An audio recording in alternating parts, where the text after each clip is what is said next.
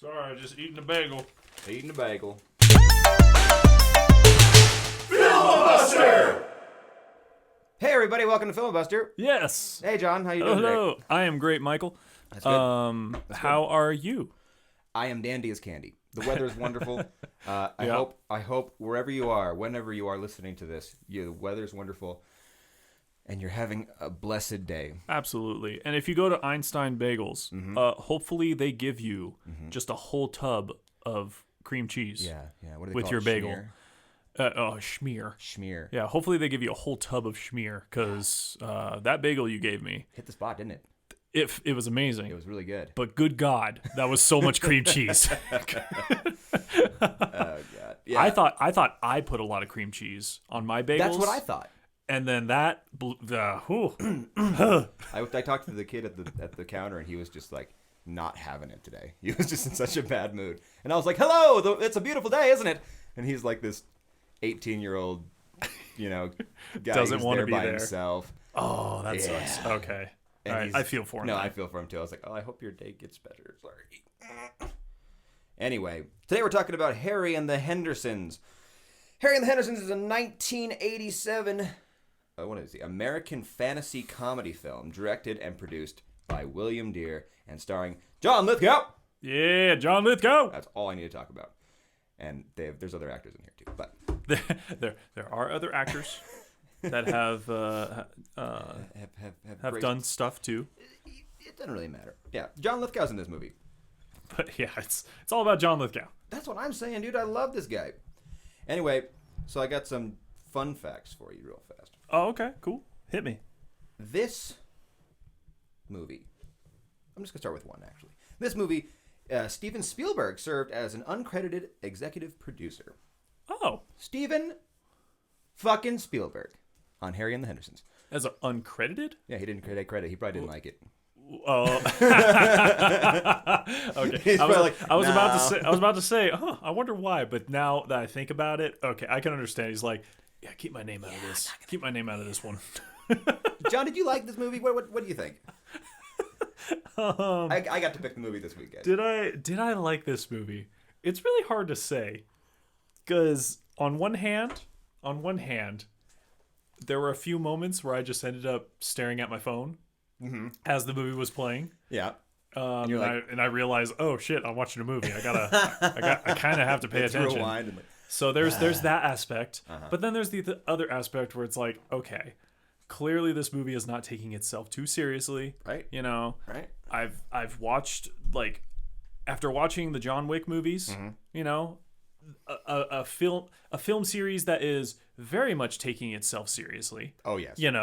Oh, sometimes too So seriously. a transition to Harry and the Hendersons, it's like I have to get myself out of that mindset of like, okay, this is clearly just like a kid/family fun movie that was made in the 70s or 80s. Sorry, late 80s. And yeah, you gotta Like, kind of I just can't step back. Yeah, exactly. So there's part of me that's like, okay, I am enjoying this. It's goofy, it's funny. But then there's the other half where it's like, why am I watching this film? Okay. Why am I watching this? Well, that's film? kind of why I picked it. I was like, I want an excuse to watch Harry and the Hendersons again. Fair enough. Anyway, so let's get going here. Basically, Harry and the Hendersons is a movie about Bigfoot coming in and being part of a family with John Lithgow. Yeah. And John, I was raised on this movie. I've seen this movie more times than I can count. And I don't know why. Okay. It was just always on television when I was just a kid, and I watched Harry and the Hendersons every day. Like, interesting. It was an everyday thing, and it's kind of interesting. This movie is so reminiscent on Chevy Chase like vehicles. Oh, I see. But a little more family oriented, and then with Bigfoot, which it really matches the time when you look back and you're like what was famous then? What was popular? It was Chevy Chase. I don't know. Yeah, it was but whole Lampoon Vacation. That's and all what this that. feels like, doesn't it? It really does. It feels like a B-side. Yeah. It's almost like these movies are in the same universe. I definitely I get that vibe.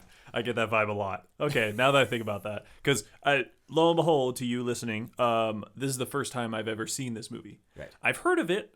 I know what Harry, the Sasquatch, the Bigfoot. I know what he looks like and all that. Like I'm aware this movie exists, but this is the first time I've actually sat down and watched it. Yeah, there's no, because you wouldn't have an excuse to watch it otherwise. So thank you, Filibuster. At this point in my life, yes, there's no reason. I have no reason to watch this movie. So basically, John Lithgow and his family are out in the forest. They're hunting and they're killing and they're killing and they're hunting. And then along comes Harry. They hit him in like the first 5 minutes or 10 minutes, something like that. It's quick. Yeah. And then they have basically, shenanigans ensue for the rest of the movie. Basically, he's big and he's strong and he's funny. Yep. And, you've seen this movie before. Everyone's seen this. And oh my God, it's Bigfoot. It's Bigfoot. The legends are true. The myth, the legend. Right. And then, that's then half the family, of it. scared of him, ends up falling in love. And John Lithgow, the dad character, used to be this hunter. And through Harry, he finds, peace. And he finds loving nature. And he quits his job and he becomes an artist. And that's pretty much the whole movie for you. Basically... It's funny because you didn't say you dislike this movie, which is funny. Do you dislike this movie? Because you give me a face that they can do, but it's kind of hard to dislike it. That's why I'm saying I do and I don't. Oh, there it is. I do. Again, the best way I could describe this. I don't hate this movie. Yeah. Okay. I will say I don't hate this movie, but. Like I said, in this point in my life, I literally have no reason or a care in the world to watch this movie aside from Filibuster. I love it. Doing this podcast. If I was not in this podcast, Harry and the Hendersons would never be watched by me. So that's funny. I'm going down to my questions here real fast. Let me see. So, it's It's just a goofy movie. It really is. What? Yeah, let's start working through these questions. I mean... Okay. Okay, first impressions is something that we talked about, did you like it or not? But what was your first impressions of this movie, getting into it, starting to watch it? My first... Do you mean, when the movie was over, first impression? When it first started. Or right when I started the... Okay. Yeah. When I started, all I could think about is how much societally or culturally that we as Americans have shifted. Because the beginning of the movie, it's establishing the family. You're establishing the traits of each person in the family, and it's God, a movie like this would not. At least setting these stereotypes or standards, with each, with the son, with the daughter, with the, wife and husband. It's God, cancel culture would rip this movie apart, because there's so much of that, there's so many moments where the husband is boys will be boys, right? Essentially, right. He doesn't say boys will be boys anywhere in the movie, but it gives off that vibe. Yeah.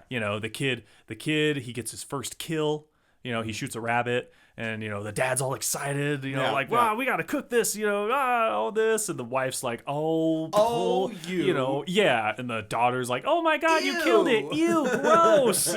Just all these constant stereotypes. So it's cancel culture would hate this movie if it was released today. Right, rewatching this movie after all this time, I didn't remember much about how it opened up or anything, but it's my first impression was I'm in pain. This is not going to be fun. Let me see here. This actually, let me see here. I got some fun facts for you. This had a budget of $10 million. So for the time, let me see. Actually, I think. Wow, $10 million. Okay. $10 million box office. It got $50 million. So what is it? It was actually a success. In today's money, that'd be $23.5 million, and box office of $118 million, which is a hit. Oh, that's a hit. Yeah. It actually went on to start a show as well. There's a Harry and the Hendersons TV show. There is. Mm-hmm. With the same actors. Same guy plays Harry. Oh, well. And there's actually theories that they're in an alternate universe. But Oh, all right. And this movie, how was it for you? I always want to ask this question, but the ease of watching, would you be able to come in this and be like, this is a blockbuster, or is this like an art house, beautiful, thoughtful movie? John, what do you think? I mean, I know it's a quote unquote blockbuster. Well, yeah, because of the studios that backed it, Mm-hmm. and now knowing the budget and that it was actually a success, that blows my mind.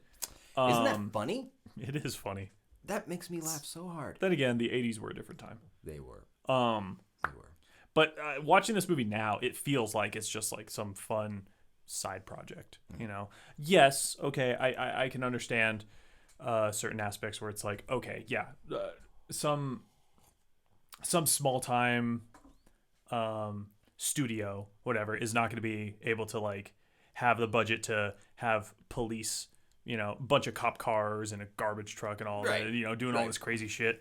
Like, yeah, okay. Obviously, that to me says that, yeah, this is a blockbuster. But, I don't know, just the vibe of it. And it could, again, just because it is in the 80s, you know, and we've come so far in a lot, in just everything. Everything in cinema. It does feel like just like a small B-side. It does, doesn't it? Well, I mean, honestly, the budget wasn't very much at all compared to what it made. Even in today's standards, like that's a nice jump. Oh yeah, if even in today's standard, if you put $10 million into something and got $50 million back, you would be very, very happy. They'd have a sequel. I don't know why there wasn't a sequel to this. They probably just did this show instead, but Fair today enough. it'd be a sequel like that. Oh yeah, if it's successful, they will make a sequel to make money off of it. No doubt. I talked about John Lithgow. I love John Lithgow. We mentioned that he is in this movie. Yes, he's wonderful. Whenever he's in a movie, he has great charisma. He's wonderful. I was kind of thinking about, and he carried the movie. He really did. Well, the movie was really centered around him honestly. And Harry. Yeah, it really was. I mean, I don't know. It's kind of weird because it's called Harry and the Hendersons. Yeah. But it's really not so much about Harry. Yes. Actually, it feels more about John Lithgow's character. Yeah. Which, what's his name? I don't know, man. He's John Lithgow. I'm gonna look it up. Right. I already forgot the character's name because I forgot it too. Actually. It's John Lithgow. What's his name? Anyway, I was thinking of also Kevin Peter Hall. Kevin Peter Hall played Harry. Kevin Peter Hall reprised his role for the television spinoff, and Kevin Peter Hall's a cool actor because he actually played another character in the same year, and I want you to guess what character that is. I'll tell you. It's hold on. George Henderson is John Lithgow's character's name. George. Yes. All right. So anyway, Kevin Peter Hall played another character the same year. Not in Harry and the Hendersons, but he was in another movie that same year. He was in another movie that same year. And it was Predator. He was Predator. He was the Predator? He was the Predator. So is he a big guy? He stands at 7'3". Holy shit. Yeah, he does. Okay. That makes sense. And John Lithgow stands at, I think, like 6'4" or something. And John Lithgow's not a tiny dude. Yeah, John Lithgow is not a short person. So watching that was like, that's kind of cool. That is actually really cool because part of me was wondering of like how, obviously with the Bigfoot, Harry's suit, right? Like how much of the height was increased by the suit, right, or how much of it was just legit the actor itself. Right. But standing at 7'3", stuff, but like standing at 7'3", you don't need to really add any stilts to that guy. You don't have to do much. he already towers over people. Okay, cool. That's crazy. Isn't that fun though? Yeah, he was the Predator. That's cool. He was the Predator, and he actually passed away in 91, which is too bad. 91? That's when I was born. That's when I was born. Yeah, that's crazy. So that's kind of a bummer, but yeah, he had some fun roles in the 80s. I was looking at the plot as well. What do you think about the plot of this movie? The plot, it's good. It's a nice happy ending. It's a nice, just a good old thumbs up, get you in the feels and all that, and a good message. Yeah. I like you know what I miss in movies anymore? Get out of here! Can't you see I don't want you anymore, you stupid, dumb animal? punches him. See, that used to happen in pretty much every movie. Yeah. So I was happy to see that again. Also, for me personally, it felt like the plot was on fast forward. It felt like I don't know. The movie, I guess the movie itself just felt like somebody hit the fast forward button. Okay. And just let it go. Just in terms of pacing. Through like pacing, through plot, through character development, everything was on fast forward. I feel like I almost agree with you. I feel like it's not fast forward. It's like skipping forward. It's like on okay, DVD, yeah, like, fair. Oh, I missed when John Lithgow's character George actually changed his mind. I don't remember that point really. Yeah, I know. I remember that point. Do you? Because I was yes. It's when Harry goes upstairs. He finds the dead minx or whatever. Right. And Harry. Oh, he's looking in the window. Or not Harry. Yeah, George gets up on the window and it like has him right in the sights. Right. And I don't know, just something about Harry's eyes or something just like tells George like, nah, he's not a threat. Yeah. You don't need to shoot him, kind of thing. That was his change of heart moment.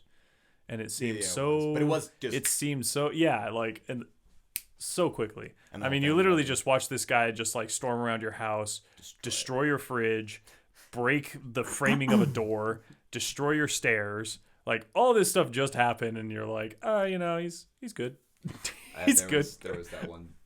There was one line though I wanted to point out because I actually laughed out loud at a joke in this movie, which I did not expect to do. But it was when Harry was trying to break in the door and George was in the other room, like getting all the things off the wall. Yep. And he's like, stall him! And she's like, how? He's like, I don't know, show him the pasta maker. Like, for some reason that made me laugh. Because I was like, there's probably some backstory where, like, she shows all the guests the pasta maker and he's probably kind of pissed off about it. Like, there must be some kind of, like, thing there. It just made me laugh. I was like, that's kind of funny. I didn't even think about that. It just seemed very, like, backhanded. Like, I thought it was the fact of, like he was amused by the fucking Lysol spray. Yes. He was amused by that, so it was just like, I don't know, show him anything. And the first thing that popped into my mind was just a pasta maker. I don't know, it'll keep him busy. It's probably what they did, but for me, I was thinking about that is like, okay, maybe there was a little like little spite, a little jab of just like, you're always going on about the pasta maker. Here's your opportunity to shine. Yeah, talk about the pasta maker. That's a good point. I never thought about that. That's funny. But elephant in the room or Bigfoot in the room. Harry, that was good, right? Nice. Supernatural. Oh, Harry is aged so poorly. This thing is a chore to look at. He is the ugliest motherfucker I've ever seen in my life. Don't you think? I think it could have been a lot worse. It's not fantastic, but it could have been a lot worse. I think. Said the costume, animatronics, makeup are amazing, but damn, the face on Harry is ugly. Oh, well, if we're talking about and like from a beauty standard. Well, no, just gross. Like let me love him and be like ugly but cute, but this guy's just ugly. And he fucking I wrote in all caps here. Don't fucking smile at me. Don't fucking. This guy was horrible looking. It was really like I didn't think it looked that bad. Well, it was impressive. And that brings me to my next point. John, this is an Oscar-winning film. Are you serious? I'm serious. What did it win Oscars for? For makeup. For makeup? Oh, okay, that makes sense. I guess that's a good segue. Lead right into that one. Damn, it won an Oscar? It's an Oscar-winning film. I think this is our first Oscar-winning film. So not only did they make a profit, a huge profit, but it also won an Oscar? It won an Oscar. What the fuck? Yeah. What is this? What is this movie? What is this world I live in? That is too funny. Yeah. Yeah. So coming back to the makeup. Yeah, great. Awesome. Neat. He was disgusting to look at, but why the fuck does he have a human laugh in that scene when he's watching TV? And he starts like laughing, and I got scared. I'm sitting alone in my house in the evening, and I got nervous. Why does he sound like this? Stop it, Harry! Stop! Stop it! I just wish he did like a, like. Yeah. That was hard to watch. That's true. Well, at the end of the movie, he says "okay." And everyone's like, "Wait, what? Oh, What? He can talk?" yeah, I guess that's true. And apparently he can imitate a police siren. Oh, the look on your face. I forgot about that until I started watching again, and I forgot about it since I watched it. When that happened, I was like, yeah, like I understand what they're trying to do, but And it's not working. I know for a fact that if somebody tried to imitate a police siren, nobody would move out of their way. Yeah, They might have an initial like reaction to move, but then they would see in the rearview mirror like there's no lights, there's no cop car. There's What? a big hairy. Yeah, and nobody would move out of the way. He's pretty much the right. Yeah, I just have here. Fucking Harry Siren is the most uncomfortable shit I've ever seen. Fucking Harry Siren. I just sat there, kind of. Sounds like a person's name. Harry Siren. Harry Siren. Anyways. Harry Styles. That's a guy. Well, there's Harry Styles, but He's a no. good musician. Harry Siren. He's attractive. He is attractive, isn't compared he? to Harry. Compared to Harry. You know what? Recast this movie with Harry Styles, and I'll watch it. Don't even put a costume on him. Just Harry Styles in the wild. Can we Photoshop that? Is that possible? Just hit him with a car. Have hit him with your car scenes? and all that, and strap him to the roof. Can you deep fake that? Can someone deep fake? Harry Styles on Harry and The Hendersons? That would be funny. No, it was the worst thing ever. Okay, that brings me to my. Oh yeah. Yeah. This is how did you like the ending and moving from that, because we talked about a little bit about the ending. You like the big happy good ending, right? And how could it be better, John? How could it be better? How can this movie be better? Well, the ending, again, I felt like everything was on fast forward.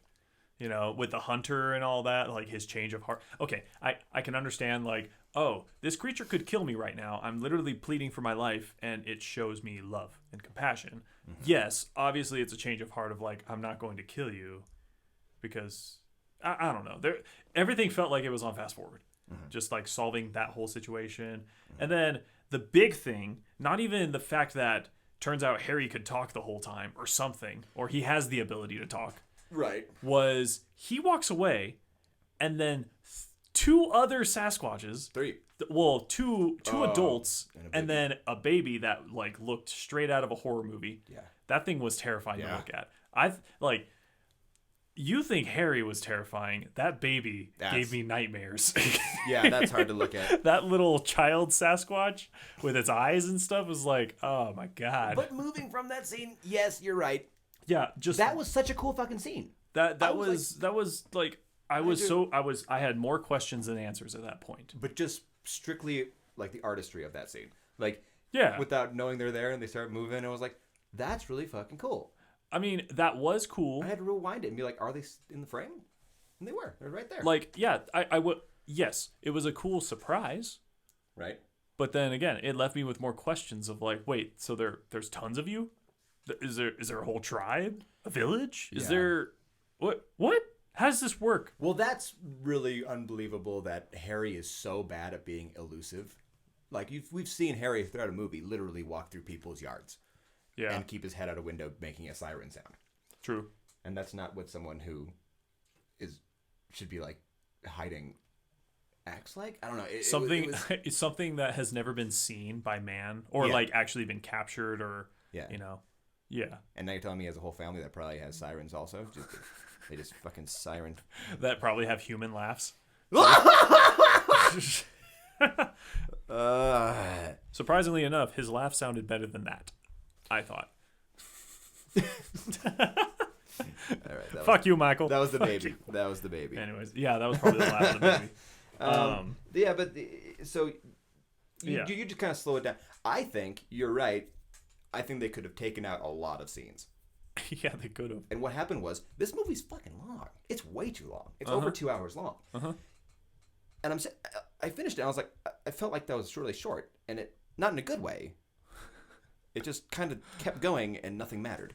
Yeah. Like, cut off a scene here, make it an hour and a half, and kind of take your time. Right. It was this weird combination of a lot happened and not a lot happened at the exact same time.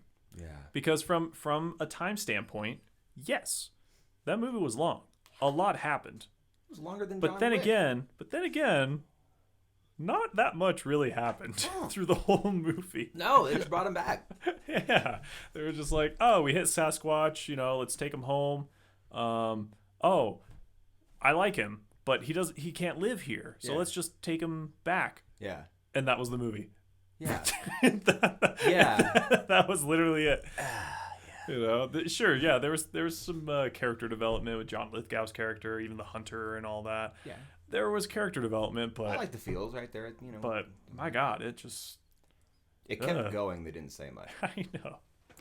And Harry didn't have a lot of screen time really compared to John Lithgow. Yeah, like I said before, it's called Harry and the Hendersons, but it was about George. It was about George Henderson. Internationally, I think it was called like The Hendersons? Henderson and the Bigfoot or something. So okay. It is that was kind of their plan, but I think they're like, oh, Harry is kind of our selling point. And kind of fun, they didn't actually show Harry on any of the promotional anything. Like on the posters, nothing had Harry. Basically, they kind of kept him really secret until that first scene when you see his face, which is kind of cool. They really worked hard on that's actually having that first appearance. I think that's good marketing. That's great. I think that's really good. Maybe that could lead to why they did so well in the box office. I think that has a big thing to do with it. Yeah. Cool. I didn't know that. Then again, I wasn't alive in 1987 to see it in theaters and to see the hype. Yeah, the hype train. I was literally no one not can alive. stop talking about Harry and the Hendersons all of 1987. Forget Predator. Say hello to Harry. This is Harry and the Or I guess Hendersons. I don't know which one came out first, Predator or Harry. I don't know. Year? I think Harry did. Okay. I don't know. I'm gonna have to check that, but never mind. Either way, well, I mean, Predator was a phenomenal movie, but we'll get to that in another episode, probably. That might be fun. Actually, we should do the Predator series at some point because there's quite a few of them. Yeah, we can rip them apart. There's too. actually quite a few of them. Anyways, moving on. Back to Harry and the Hendersons. Would you recommend this film to anybody? No. No. No. No. No. I would not recommend this film. Why not? We just said how good it was. It's not that good though. It's so It's not that good. I never said that this is a great movie or a good movie. I just said I don't hate it. Yeah, I just kind of sat through it. It's not offensive. It's not like a lot of kids' movies where I'm like, I feel offended by watching this. Which is I mean, do I prefer this movie to John Wick 3? Yeah, sure. Hey, there we go. just to add to how much I dislike John Wick 3. That's funny. I would rather watch Harry and the Hendersons. I would rather listen to Harry's like laugh and police siren on loop for 2 hours than watch John Wick 3 again. Okay, I don't agree with that one, but I mean that's a stretch. Well, this my ears are still bleeding either way. Anyways, this movie holds a Rotten Tomatoes score of 43. I'm not surprised. So I think it's our lowest. To be honest, I expected it to be lower. Wait, I think it's one of our lowest rated ones. 43. 43 is our lowest. Is it? Yeah. I think the lowest we had, was like 60 with Glass. I think Glass was lower than that. Was it? I think it was like 30 something. No, I think it was more than that. Well, I thought it was 30. I don't know. Either way, we're getting pretty low on the score here. What was the audience score? Yeah, let me check that because I'm kind of curious. I feel like the audience is kind of... Audience usually goes higher. Usually. A little bit Unless higher. it's like... They're pretty close like a together. Star Wars movie. Unless, of course, it's Star Wars. The sequel series. The sequel trilogy. Yeah. What? That was upsetting. Let me... okay. I thought you looked at the score. Audience score is 54, so yeah, it's a little better. It's higher. Yeah. Depending on specific situations. Or like the Dave Chappelle Sticks and Stones stand-up that he came out with. Like Rotten Tomato gave it a flat 0. And the audience score was like 100%. They gave it a 0? Yeah. That's insane. Yeah. That's insane. Because sometimes Rotten Tomato is just a bunch of cunts. So, yeah, they really are. They really are. All right, let me see here. So you wouldn't recommend this movie. So what would you rate this movie there, John Boy? What would I rate this movie? Well, like I said, I like it more than John Wick 3, so I got to be higher than 4 out of 10. You can do 4.5. You can just match them. Nah, I'll just do 5. Again, 50 solid, right? Yeah, down I'll just give it a 50-50. Yeah, you don't care enough to make it. You don't care enough to make it. I don't care enough. I'm it. remaining neutral. That's funny. That's funny. I would give it if you got kids and you wanted them to shut up for 2 hours. I'd say this is probably a good old 60%. In my opinion. You could try this film and see what happens. It might work. Yeah. It might not. I don't know. If you want to get if you get some good weed and you're alone or sad. Yeah, if you are depressed, watch this film. Yeah. It might invigorate you to know that, hey, this movie was pretty shitty and it was extremely successful. And an Oscar winner. So what could you do? Just like you. So what could you so you might feel like shitty, but you could do great things. You might be shitty. You might be a terrible person. You might be but terrible. You might do decent things one day. You might deserve the sadness you feel. Yeah, just but you know what? Some good can come from it. Some good can come from that. Anyway, I think that's all I have to say about the movie. Soundby, thank you for joining us. I think this is our shortest episode. Well, we're fast forwarding through. This is so cut and dry. And this is cut and dry. Go watch the movie. I'm recommending it. Yeah, let us know what you think of the film. So Mike, apparently you watched this as a kid. You grew up with this film. Yes. I did not. Let us know if you grew up with the film, if you didn't, if you have seen the movie, at what point did you see it? And do you think they should make a sequel? Yeah. And do you believe that this might live in the same universe as National Lampoon? Yeah. Let us know about that one. Is there another? Is Chevy Chase's character like his brother or his cousin or something? Yeah. Like long lost. Somewhere in the family tree. Yeah. Yeah. Whether by blood or by marriage, there's a relation there. Yeah. That'd be crazy. That'd be awesome. Now I want to watch the Lampoons and see if there's a person with the last name Henderson that pops up. Yeah. In any of the films. You watch those. We'll all watch them together. Because there's definitely no Griswold that pops up in this film. There wasn't a Griswold. Which is a damn shame. There was such an opportunity. All right, guys. Well, thanks for tuning in. I'll see you guys next week. John gets to pick next week, so yeah. Wish us luck. I don't know what I'm picking right now, so you'll find out when the next episode airs. All right. Thanks, guys. Bye. Y'all take care now.